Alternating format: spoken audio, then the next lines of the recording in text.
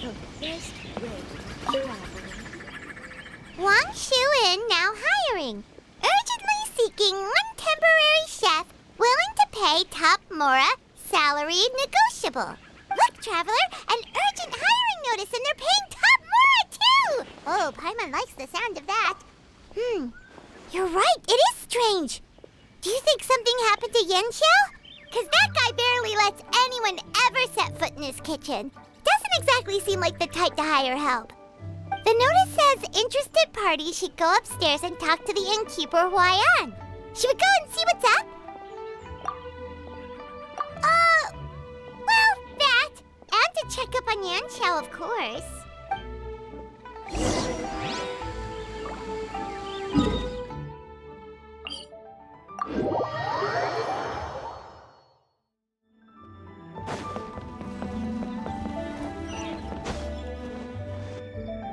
Boss, there's really no need for this. It's just a little burn, that's all. It won't get in the way of my work. Perhaps not, but continuing to work will only hinder your recovery. You need to rest for a few days. We'll figure something out. Huai'an! Yanxiao! Oh? Traveler and Paimon! What brings you to this neck of the woods? And we decided to come check up on Yanxiao. I knew we shouldn't have posted that notice. It's really nothing to worry about. I'm fine. I swear. How kind of you.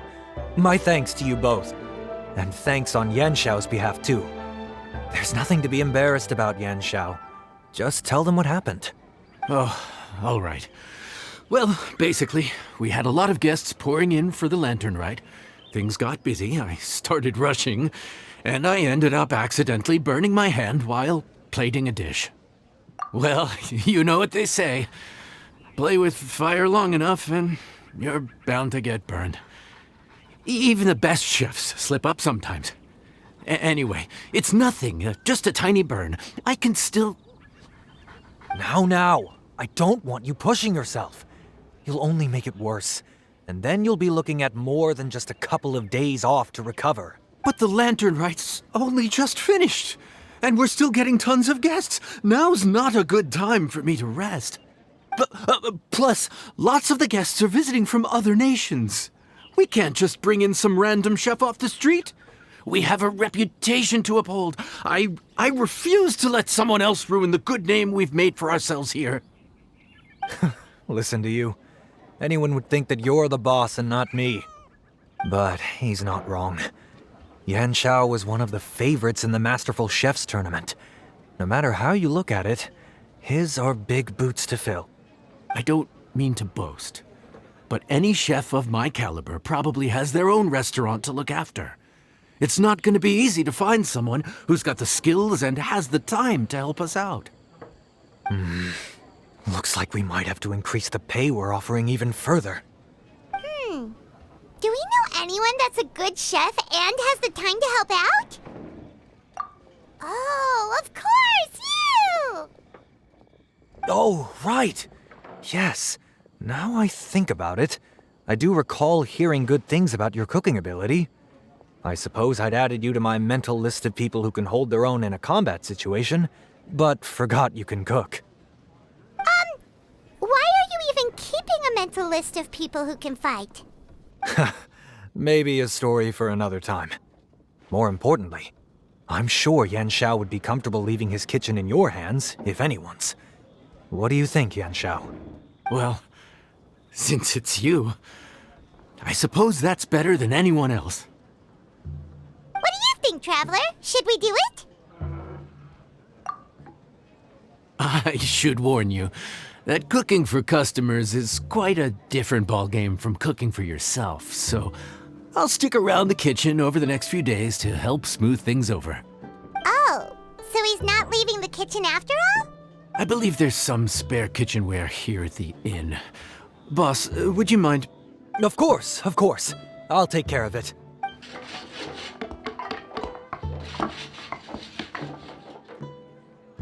Whew. All done. Come, take a look. This was made with your measurements in mind. It's nothing. A little handicraft and elbow grease goes a long way. All right, Yanxiao. I'll leave you to take it from here. You really went to all the trouble of building a new stovetop? What was wrong with the original? Boy, you really hate when people touch your stuff, huh? No, it's nothing like that. As boss always says, hire who you trust and trust who you hire. I just thought the original setup might be a little, tall for you.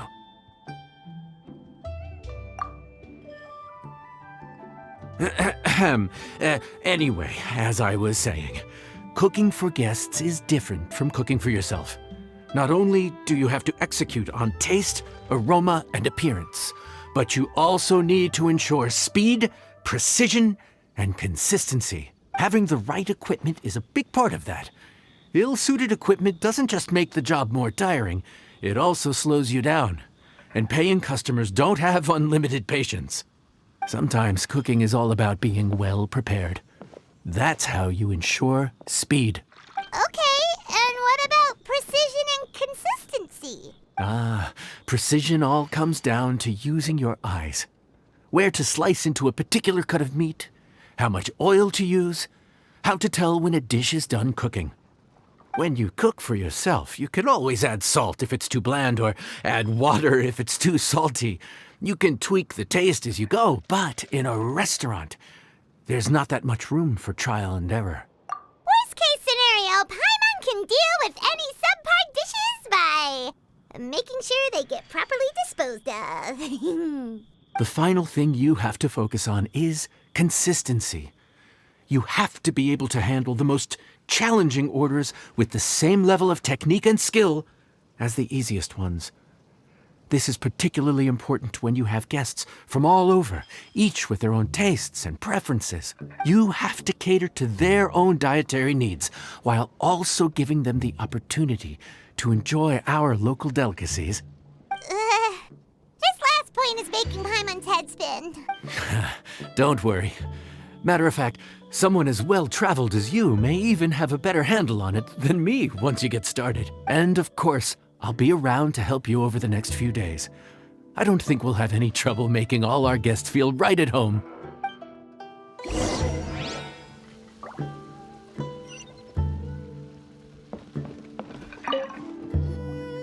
There's no time to lose, so let's get started. I imagine you probably have a good handle on the cooking side of things already. What you need to pay attention to is remembering each table's order. Try not to get them mixed up. Oh, Paimon's memory is like a steel trap. This is gonna be a cinch.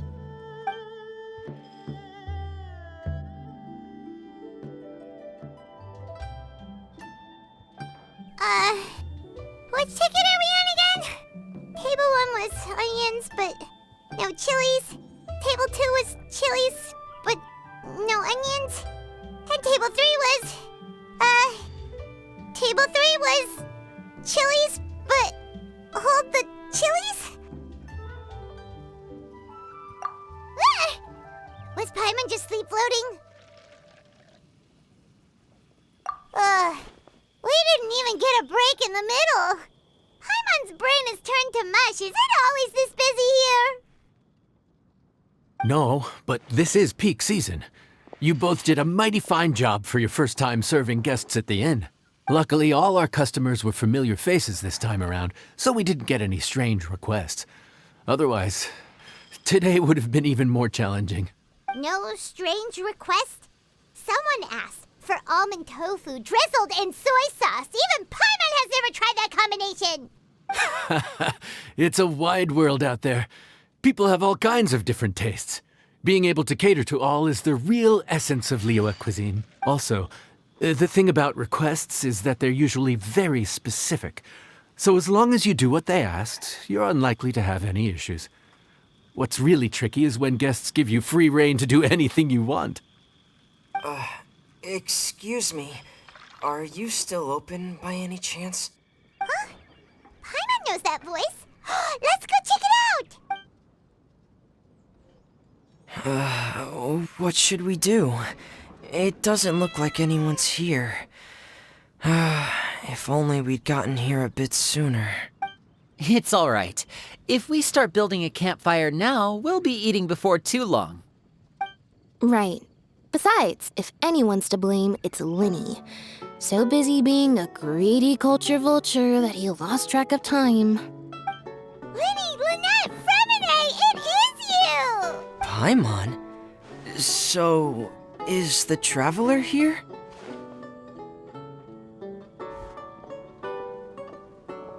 Traveler, Paimon!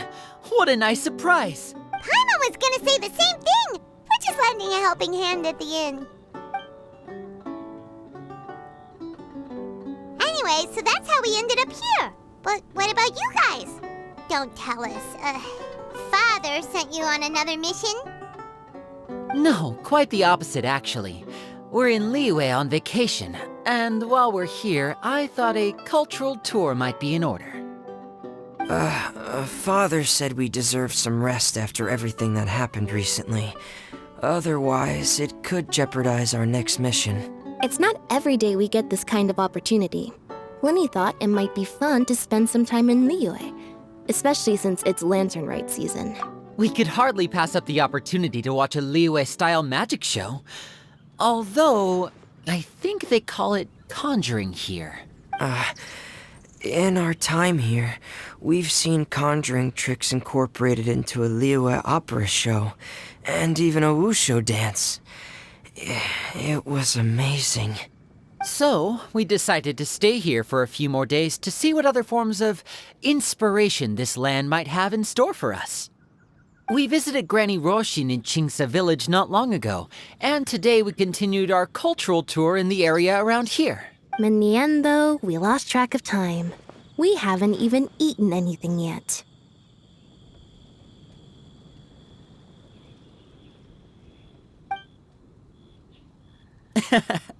And speaking of eating, as you know, seafood is a big part of both Liyue and Fontaine cuisine, but it's cooked very differently here. We simply had to try some local seafood after coming all this way. That's another reason why we decided to extend our trip. Oh, need any recommendations? What have you tried so far? That fish one with the misleading name. Sounds bland, but it's drowning in hot chilies. Oh, you mean blackback perch soup? You're right, the name doesn't give much away. It looked and smelled so appetizing that Lynette took a huge mouthful, blissfully unaware that she was about to set her mouth on fire. She could barely speak for the rest of the day after that. Luckily, that wasn't a huge adjustment for her.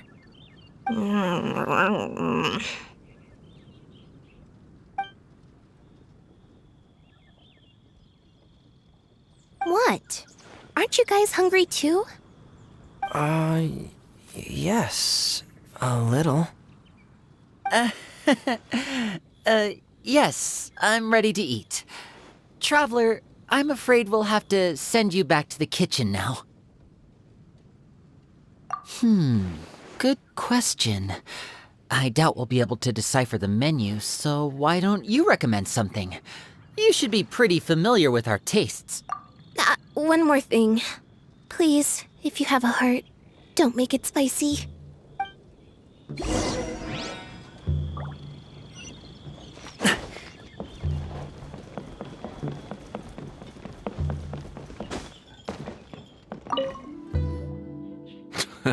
Fontaine, huh? No wonder they can't handle too much spice. Still, if we make the food too bland, they might as well be eating back home. There's this crab and shrimp stir-fry I know that could work.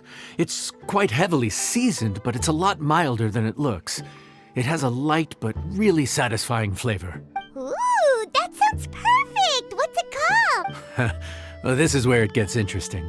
They call it the Palace Jewels. The crab roe is supposed to look like pearls of gold, and the shrimp meat like chunks of jade. Here's the recipe. When you're ready, go ahead and give it a try.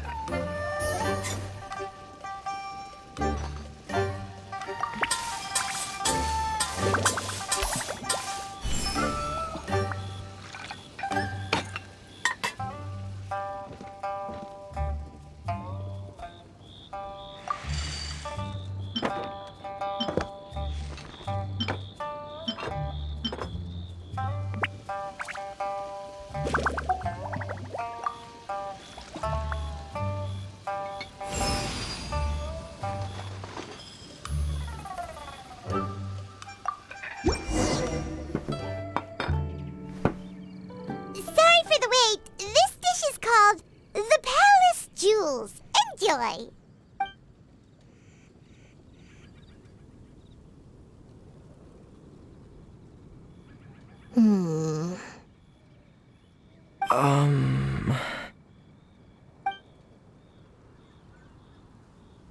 Yes. We meant to say, you two must be tired after a long day of work.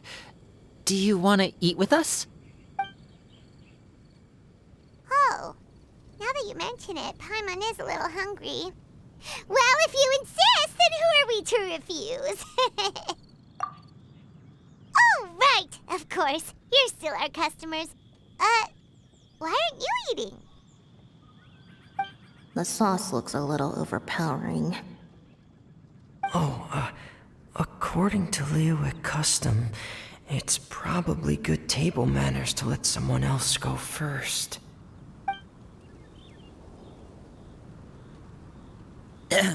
Looks delicious, traveler. I guess I'll dig in first. Here goes. What is it? Do you need some water? No. It's delicious. The flavor is so pure. It's drenched in sauce, but somehow it just enhances the natural flavor of the seafood. Try it for yourselves. All right.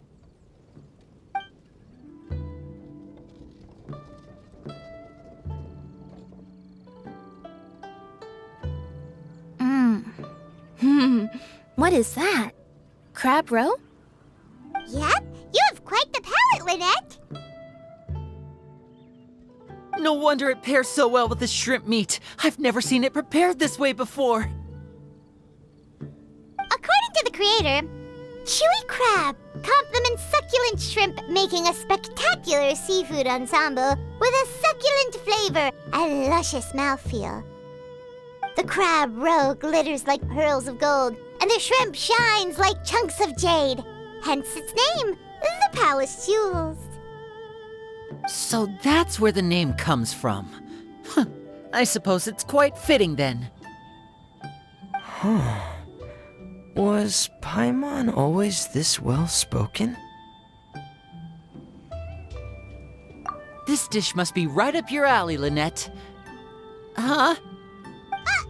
It's half gone already? When did that happen? I heard that in Liyue, the biggest compliment you can pay to the chef is to leave a clean plate. It's delicious. Thank you ever so much. Wait, don't fight over it! Hey, leave some for Paimon!